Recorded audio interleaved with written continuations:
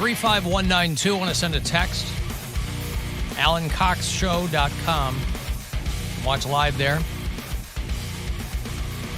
You can listen in the iHeartRadio app. If you do that from out of state, tell me where. I'm in process of putting together the, now that I know what happened to our physical bureau chief map, I can get to work on putting the new one together. Mark listens to us in Kindred, North Dakota. Melinda's in Green Bay, Wisconsin.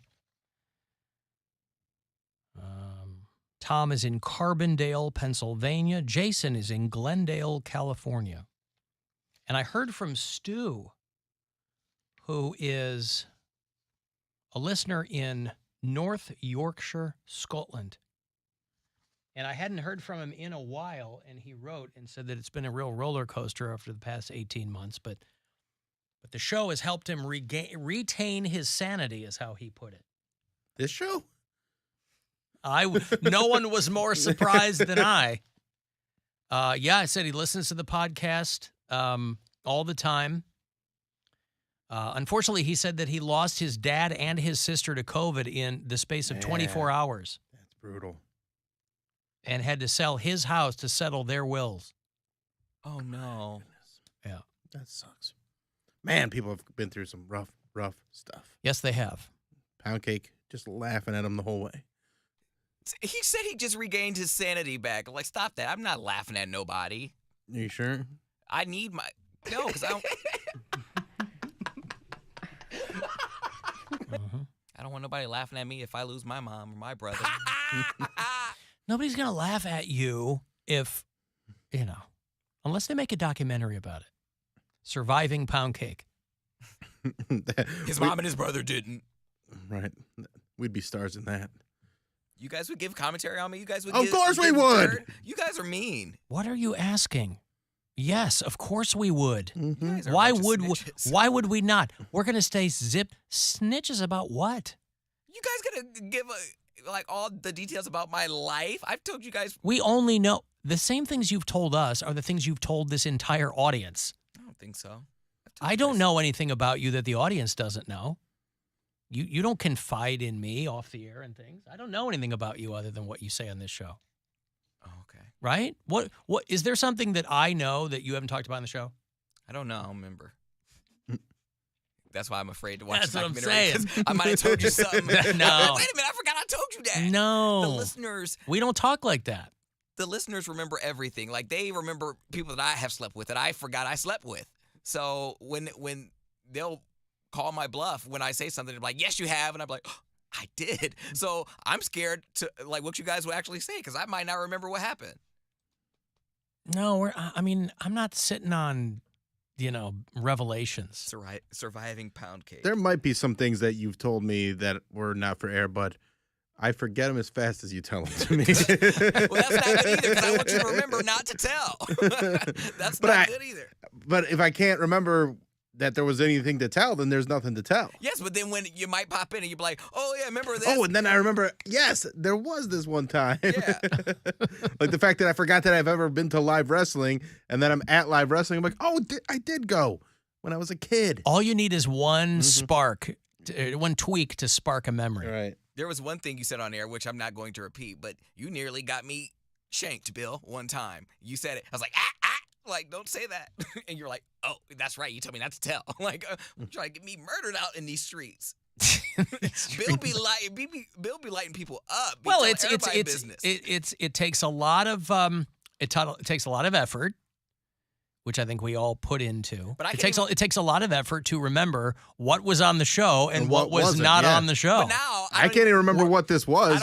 Yeah, we're in here 20 hours a week. No, I'll tell you in the break, because I don't want you to know. Text it to me. There's no way I can give you a cue anymore. Like, before I had the window where I'm like, but now I have to be all dramatic in the camera, and it would be obvious that I don't want you to say anything. Right, but if you're not on camera, I can see you, but they can't. You mean you didn't bring your whiteboard with you, Cake, for the camera?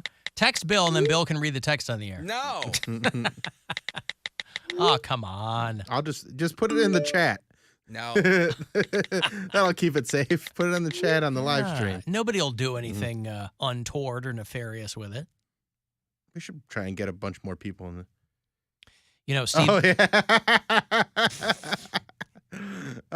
See, I think that's a story you should just tell. No, I'm not saying that. Trying to get me shanked out here. No one's gonna get shanked. We should try and get 1,000 people in the live stream today. Are we close? No.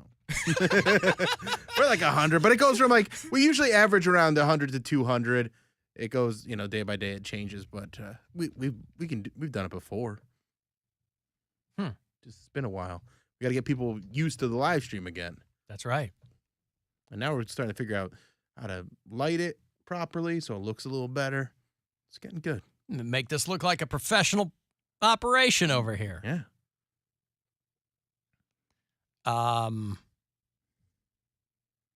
Okay.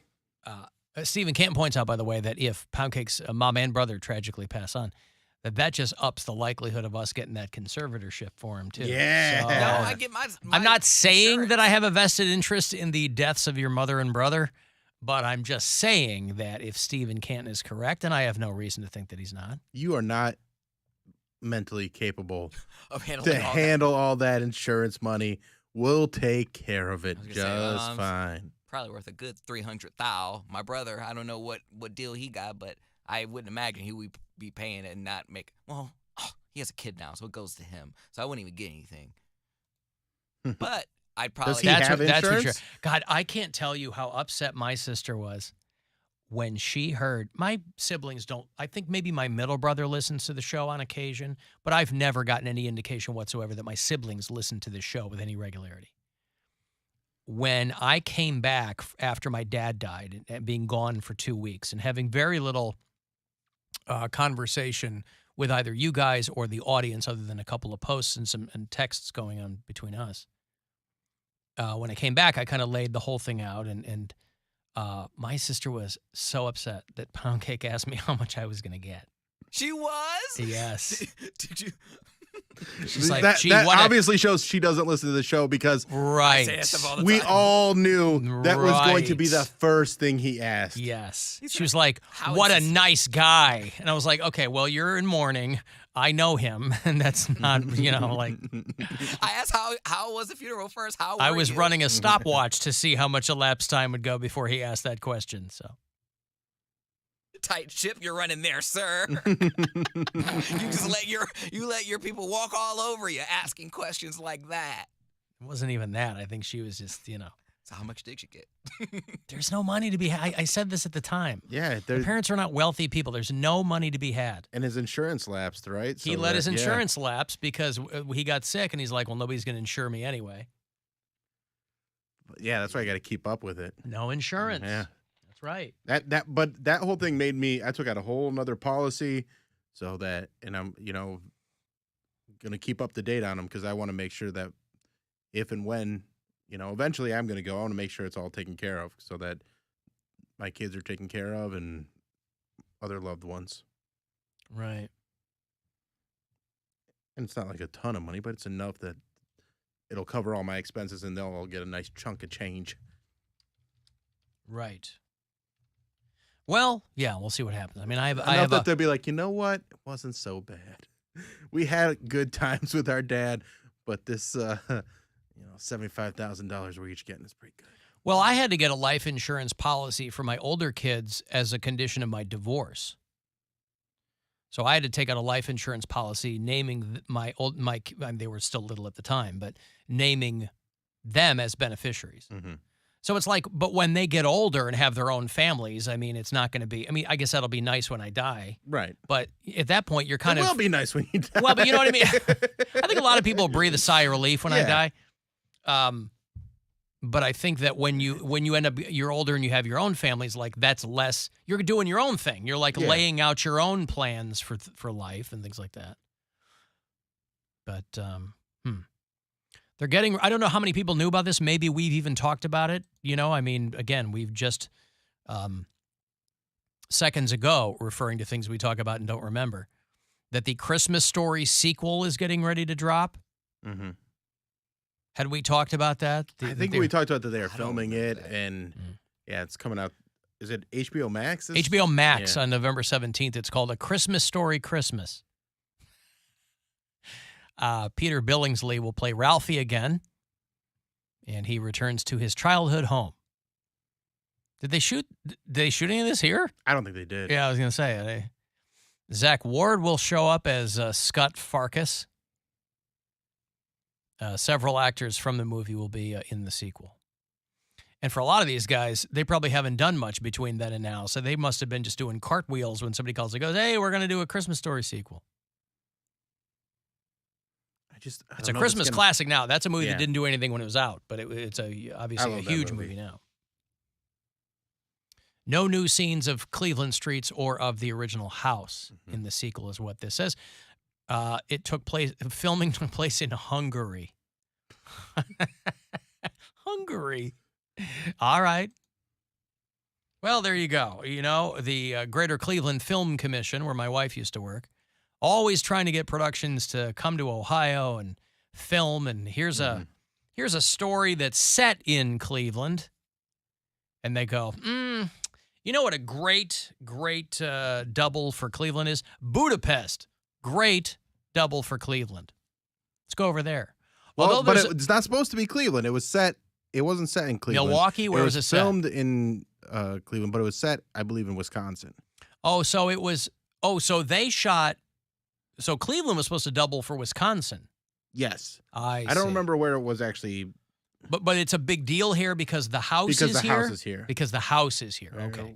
But not set in Cleveland. Gotcha. Although I guess I don't know if there's a question mark on this or not, but supposedly they're shooting the Blade reboot in Cleveland.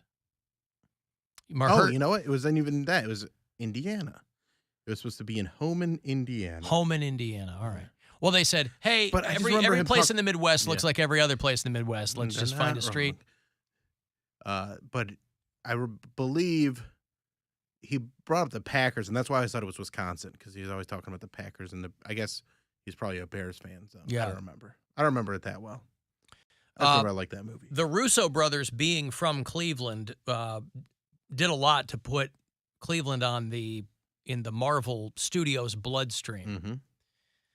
They've shot 3 Marvel studio movies here, and they're supposedly going to be shooting the Blade reboot here too, at least portions of it. Yeah, they've done Avengers. Part of it was filmed in Cleveland. A lot of it actually. Winter Soldier is what they shot right here. Yeah. Winter Soldier. They shut down the Shoreway there for Winter Soldier, and then now Blade. They were gonna shoot the exteriors here for the Doctor Strange sequel, but COVID knocked that off. So yeah, they got Mahershala Ali, if you know who that is. Who I think it's a great piece of casting for the Blade reboot. He was in Moonlight, for people who saw that. He was in True Detective. I think the last season of True Detective he was in, but he's great in everything. He was in Daredevil. Or no, he was in Luke Cage. He was in Luke Cage. Is he a bad guy in Luke Cage? Yeah, he was. Yeah. So, again, I think Blade is one of these movies, and in being a nerd, I still refer to Blade as the first Marvel movie. But it was Wesley Snipes, and I think he was in 3 of those movies. And much like, Adam West was upset when they were casting Tim Burton's Batman, I think Wesley Snipes was a little peeved that nobody came to him about the Blade reboot. At least in his case, they could go, bro, you were in jail for tax evasion, right? When we first started talking about... He served his time. No, I know he did, but I think... he could still... He looks great. He does. He could still pull off being Blade. He was already in prison shape before he went in. Yeah. Hopefully they'll throw him a cameo. He was in What We Do in the Shadows, the television show. Oh, yeah? They had a scene where the Vampiric Council were all of the actors who had played vampires in other movies. That's funny. It was really meta, and it was really funny. It was Wesley Snipes was on Zoom, but it was like Tilda Swinton and Pee Wee Herman, or Paul Rubens was there from Buffy. Yeah. It was very funny. Hey, John. Yes. What's going on, John? Yes. So, hi. A few months ago, I heard Bill talk about how if his dog died, that he would want to go with his dog. I guess his exact words were. And now Bill's talking about, let's say he wants insurance so everybody's taken care of. But I'm wondering if he goes, is he going to have somebody like off the dog or knife the dog and toss it in a casket with him? So, you can be together with the dog. The dog gets to live. The dog gets to live. Oh. Are you asking? I'm worthless. The dog is important. The dog would probably go to my middle daughter Fallon. She'd probably take care of Whoopsie, and Dog's got some resale value. And they're all getting a nice chunk of change, so that dog's gonna be living a nice life. Oh, dude, I thought it was an unbreakable bond. I thought John was asking not. if you wanted to be buried in the backyard. I wasn't sure where he was coming from with that. I mean, that'd be cool. No, that would be cool. But sometimes you just can't have what you want. Yeah. All right, well, thank you very much, All gentlemen. right, thank you, John. You can't have it all. We did this at the top of the show. Mm-hmm. Bill's trying. I'm trying. I can't have it all either. What was his question? If you died, saying, are they going to kill the dog and put it in the casket with you? I had said that if my dog died, I'd be like, okay, I'm good too. Like, that's like the kind of bond that I have with my dog. Joking, of course. I don't want to die. But he was saying if I died before my dog, would I want the dog to be with? And I'd go, no, I would not want the dog. The dog still has time to live. Let the dog live. She'll have a happy life. Now, will she miss me? Of course. That dog loves me so much. Wow. Good Might for die you. of a broken heart. You what? I said it might die of a broken heart. I mean, I think people she's do also, that. Do dogs do that? I don't think Definitely so. do that. Yes, Well, they do. you get like cute pictures where like a dog will be at someone's funeral and they're like laying in front of the casket. Like I think they're aware of death, but I think my dog would get over it the first time someone squeaks a toy or gives her some like a peanut butter treat. Who's Bill?